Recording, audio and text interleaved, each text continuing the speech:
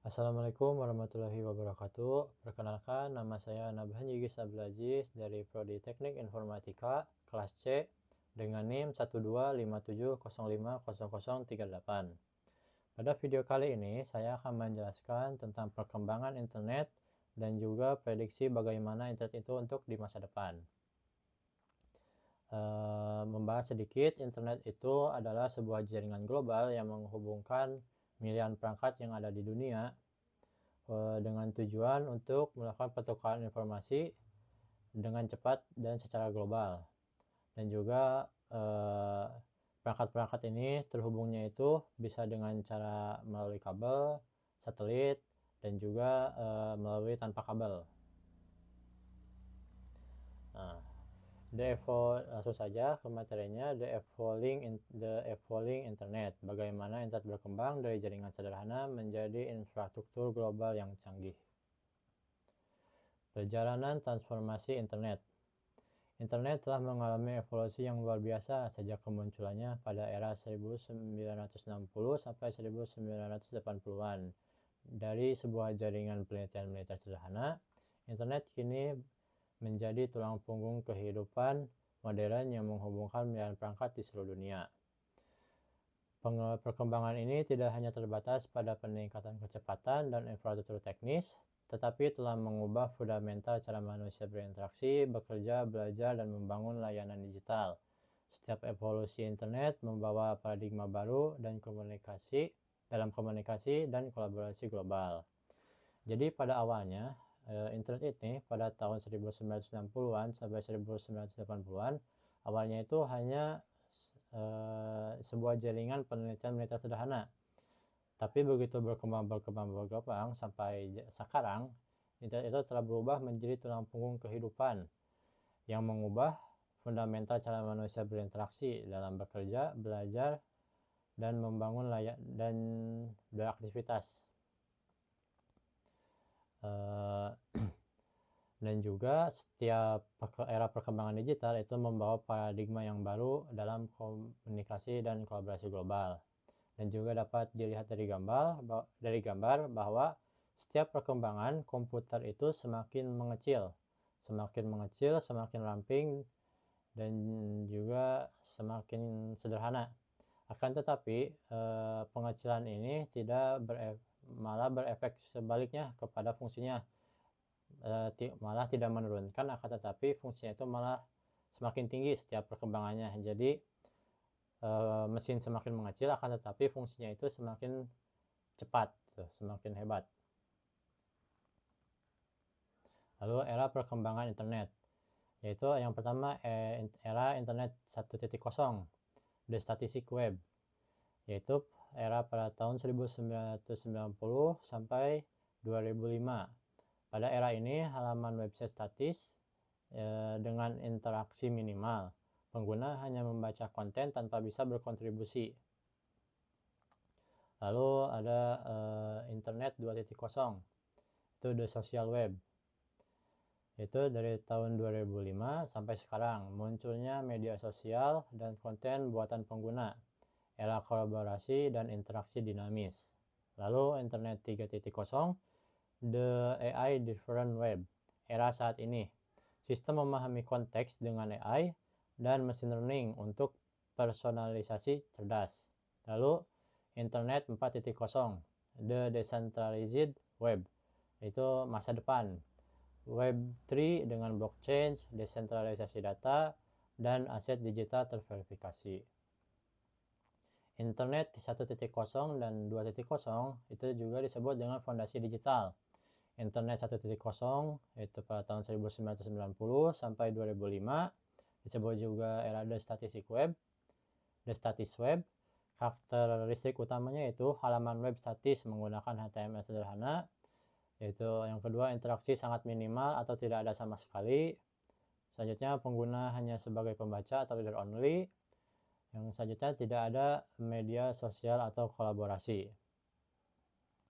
Yaitu teknologi yang digunakan pada saat itu adalah HTML, Netscape, Internet Explorer, portal seperti Yahoo, dan AOL.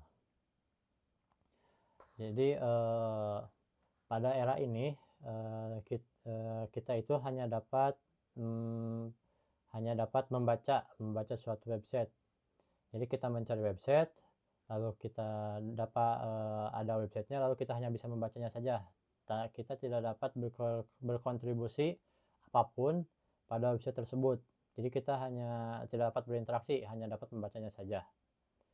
Lalu di internet era 2.0, 2005 sampai sekarang, the social web dan interactive web, karakteristik utamanya yaitu konten dinamis dan kolaboratif, user generated content menjadi normal, media sosial sebagai pusat aktivitas, e-commerce meluas secara global. Teknologi yang digunakan JAX, JavaScript, mobile apps, cloud computing, API, microserver. Lalu platformnya ada Facebook, YouTube, Instagram, TikTok, Wikipedia, Tokopedia, dan Shopee. Nah, pada era internet 2.0, kita itu dalam website itu kita jadi dapat interaktif. Kita dapat mengunggah sesuatu, tidak hanya membaca saja dapat. Jadi contohnya di website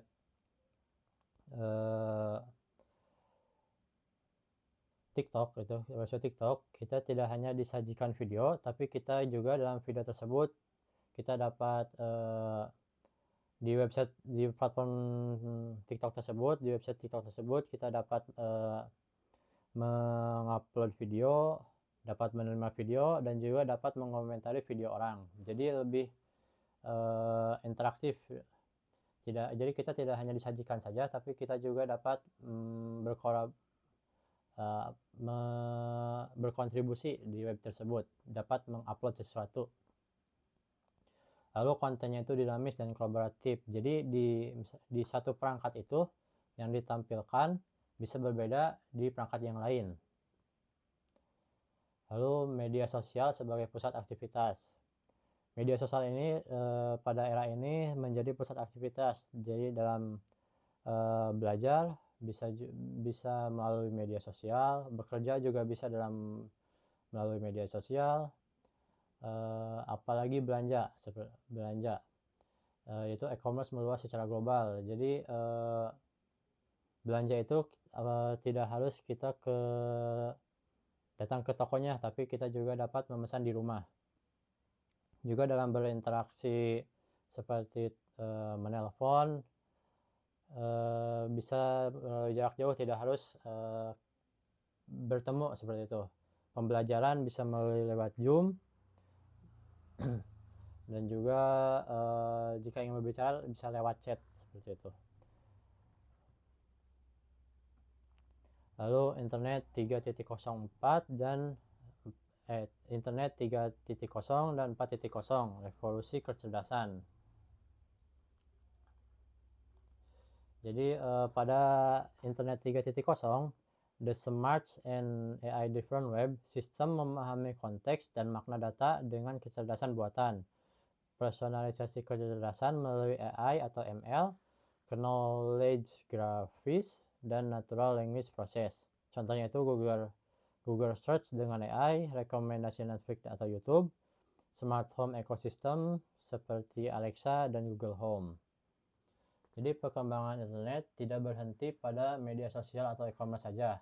Kini sudah memasuki era kecerdasan buatan atau AI dan desentralisasi data. Internet berevolusi dari sekedar media informasi menjadi ekosistem cerdas dan terpercaya yang mampu memahami konteks. Internet 3.0 adalah generasi web yang mampu memahami arti dan konteks data, bukan hanya menampilkan informasi secara mentah. Intinya, komputer tidak hanya membaca kata, tapi juga memahami maknanya. Jadi ketika kita men-search sesuatu, komputer itu tidak hanya memahami kata yang tidak hanya membaca kata yang kita ketik saja, tapi memahami apa yang kita maksud dari kita mengetik kata tersebut. Ciri-ciri utamanya itu pemahaman konteks. Sistem dapat mengerti maksud pengguna, bukan hanya kata kunci. Misalnya jika kamu mencari restoran terbaik di dekat sini, sistem tahu lokasi kamu dan preferensimu, seperti itu. Jadi ketika kita ingin mencari lokasi restoran terdekat, jadi sistem itu akan menampilkan yang ada di sekitar kita, dan juga restoran, misalkan kita tambah restoran yang menyajikan ayam contohnya. Jadi restoran itu hanya menyajikan makanan olahan daging ayam saja. Lalu personalisasi cerdas.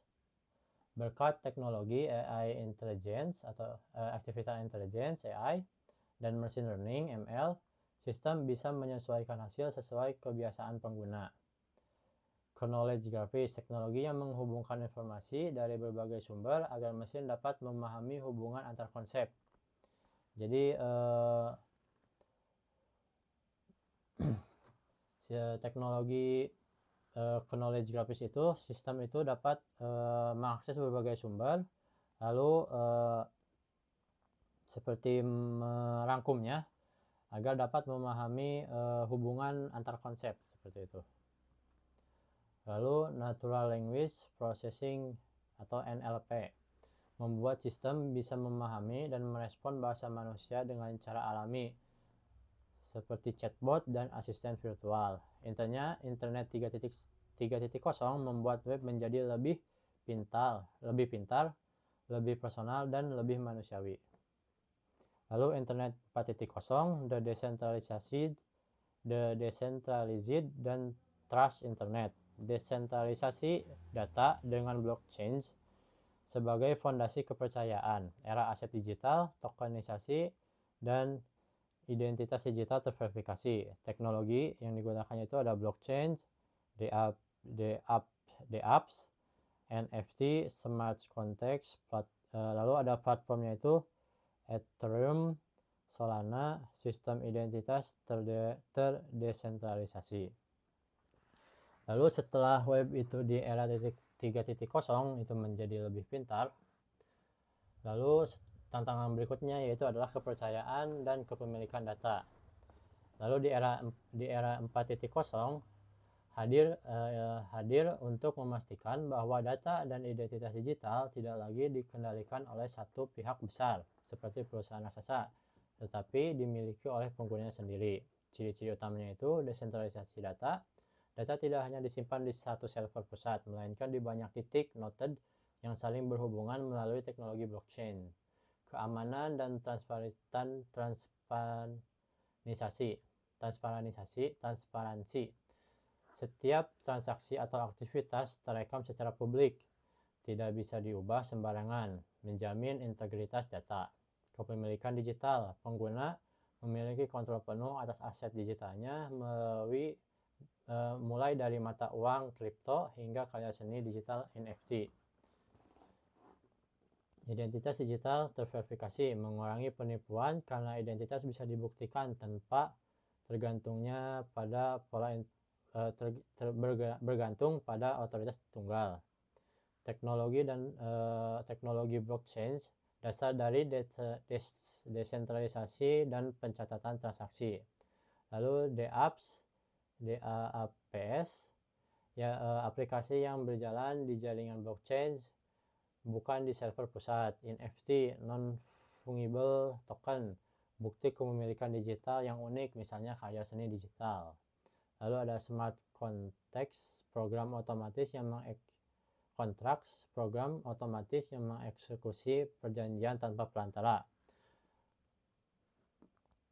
Lalu intinya itu, Internet 4.0 mengubah Internet menjadi lebih aman, transparan,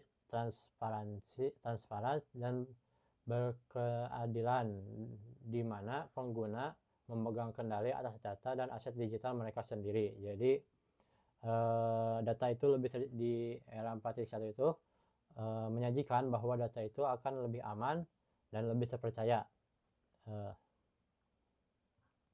Lalu selanjutnya itu ada infrastruktur internet modern.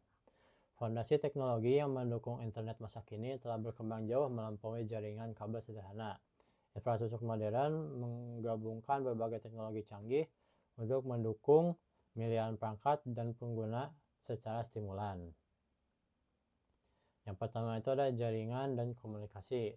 Ini adalah tulang punggung internet, bagaimana data dikirim dari satu titik ke titik lain, yaitu melalui serat optik berkecepatan tinggi, lalu bisa melalui jaringan 5G dan pengembangan 6G.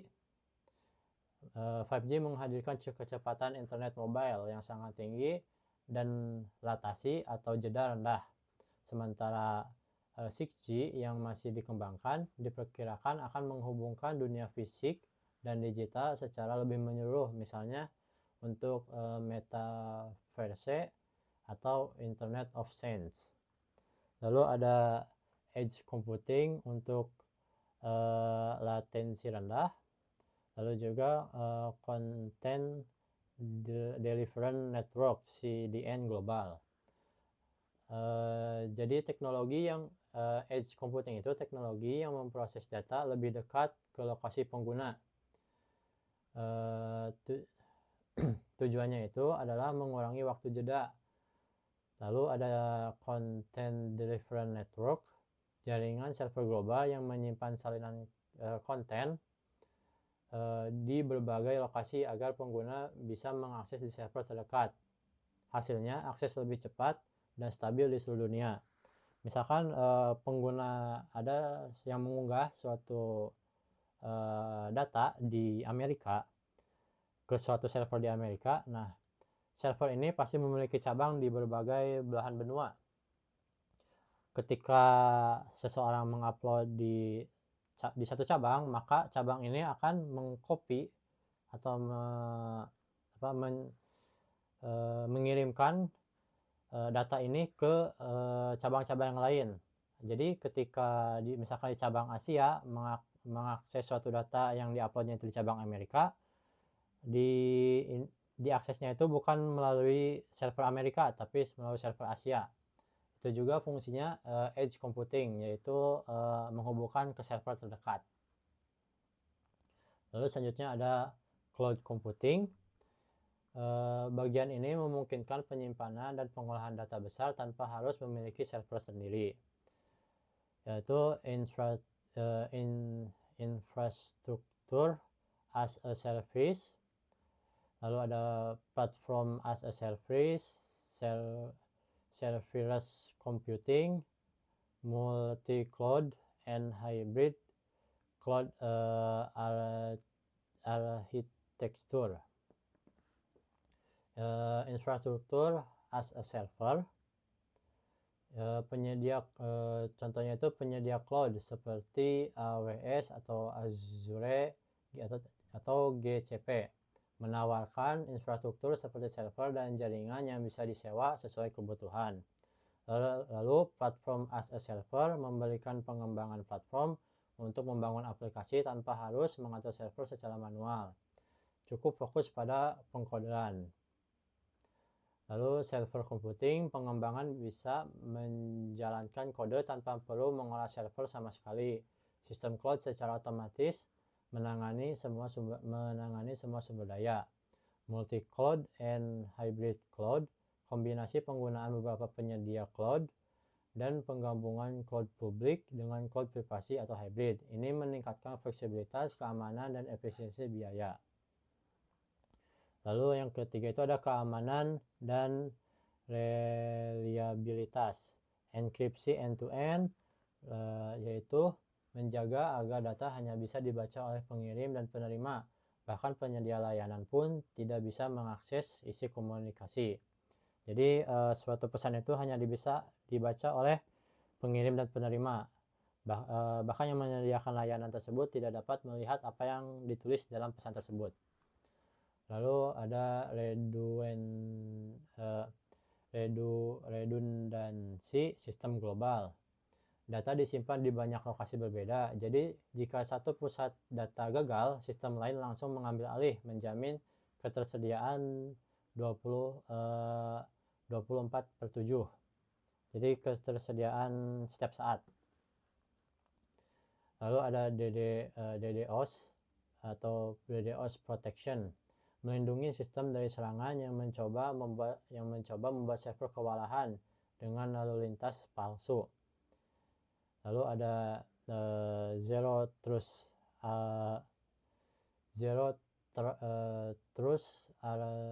architecture, prinsip keamanan yang tidak langsung mempercayai siapapun baik dari dalam maupun luar jaringan. Setiap akses diverifikasi terus-menerus untuk mencegah kebocoran data. Kesimpulannya, infrastruktur internet modern adalah ekosistem kompleks yang mendukung jaringan super cepat, komputasi awam, komputasi cloud fleksibel, dan keamanan canggih. Gabungan ketiganya memungkinkan layanan digital yang stabil, cepat, dan aman, serta mendukung inovasi ke depannya. Lalu perubahan pola penggunaan internet. Mobile, yang pertama itu ada mobile first world. Internet lebih dari 60% akses internet global kini berasal dari perangkat mobile. Smartphone telah menjadi pintu utama ke dunia digital. Smarting economy, video streaming menggantikan TV tradisional, gaming online, cloud gaming, dan live commerce mengubah hiburan dan belanja. Lalu ada remote work dan collaboration. Platform seperti Zoom, Trans, dan Slack memungkinkan kerja jarak jauh, virtual workplace, dan budaya digital nomad berkembang pesat. Jadi yang awalnya itu hanya dari komputer yang awalnya, sekarang itu lebih banyak internet itu diakses melalui smartphone atau perangkat mobile. Lalu ada streaming ekonomi yang awalnya dari TV tradisional, sekarang itu ketika ingin menonton sesuatu bisa melalui video streaming, lalu gaming online, lalu cloud gaming, dan juga live commerce seperti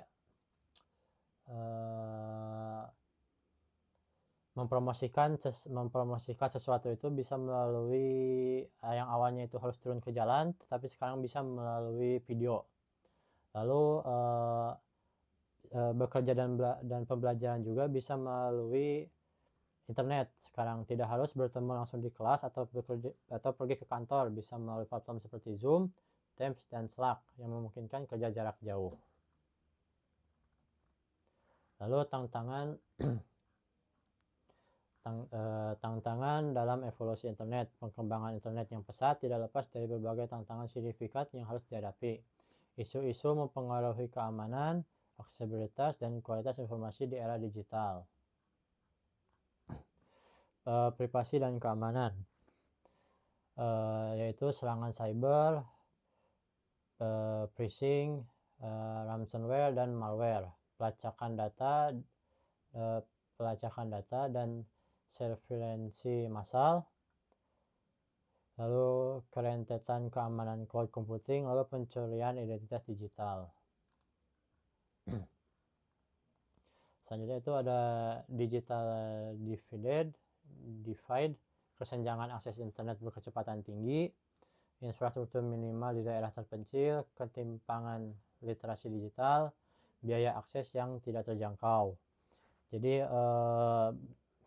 tantangan dalam evolusi itu kesenjangan dalam akses internet berkecepatan tinggi, dan juga misalkan tidak semua daerah itu mendapatkan akses yang berkecepatan tinggi, ada yang lambat, ada juga yang cepat.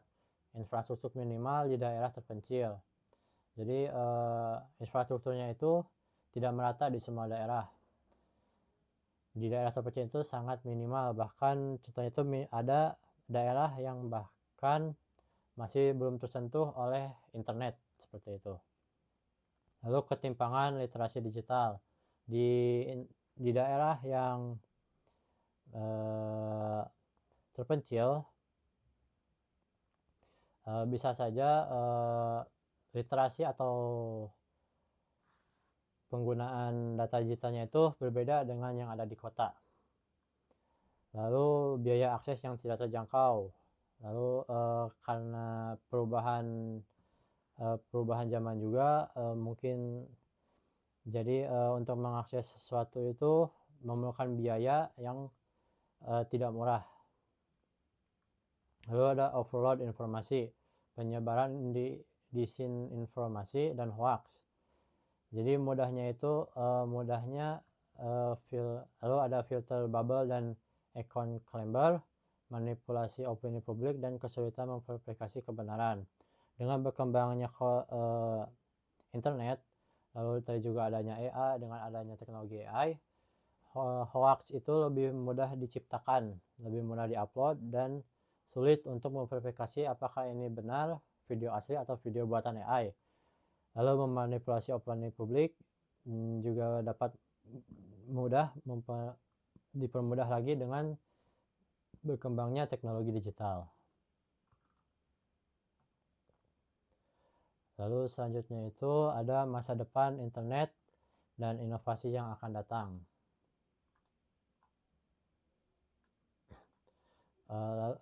Generative AI everywhere.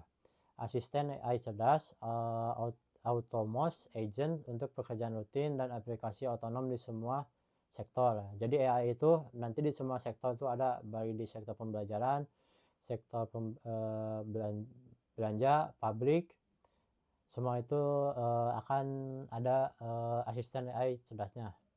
Jadi dapat diotomatisasi untuk segala kegiatan. Selanjutnya ada Internet of Everything, smart clean test, integrasi kendaraan terkoneksi dan industri IoT, mengubah manufaktur. Spatial Internet, metaverse, kolaborasi 3D real time, virtual shopping, dan pengalaman AR, VR, MR yang imersif. Lalu quantum internet, keamanan kuantum yang tidak dapat dipecahkan dan komputasi terdistribusi dengan kecepatan super cepat. Lalu internet everything, jadi semua itu pasti bergantung dengan internet. Mau itu mobil terhubung dengan internet, ya internet contohnya pembersih lantai dapat membersihkan sendiri, itu juga terhubung dengan internet. Pokoknya yang canggih-canggih, rumah juga kan sekarang bisa terhubung dengan internet. Misalkan kita menyuruh rumahnya itu menyalakan lampu, bisa menyalakan lampu secara otomatis, tapi harus terhubung terlebih dahulu kepada internet. Lalu spatial internet, jadi metode seperti masuk ke dunia virtual itu sangat-sangat di masa depan itu mungkin saja sangat dapat terjadi. Contohnya itu seperti kita dapat melihat sesuatu yang bersifat digital. Contohnya itu di aplikasi Pokemon Go, game Pokemon Go. Kita dapat melihat Pokemon, tetapi tumpang tindih dengan layar di dunia nyata seperti itu melalui kamera. Jadi kita dapat melihat suatu Pokemon di aplikasi handphone kita, tapi ketika melihat di dunia nyata itu tidak ada, akan tetapi latarnya itu seperti latar dunia asli. Lalu juga kita dapat masuk ke merasakan pengalaman digital melalui VR. Kita dapat misalkan melihat objek virtual, meja, baju, dan juga yang lainnya, barang-barang digital. Itu kita dapat seperti memasuki dunia digital dan merasakannya sendiri seperti itu. Mungkin sekian saja dari saya untuk penjelasan tentang perkembangan internet dan juga bagaimana internet itu di masa depan. Apabila ada kesalahan, mohon maaf. Tutup saja dengan salam. Wassalamualaikum warahmatullahi wabarakatuh.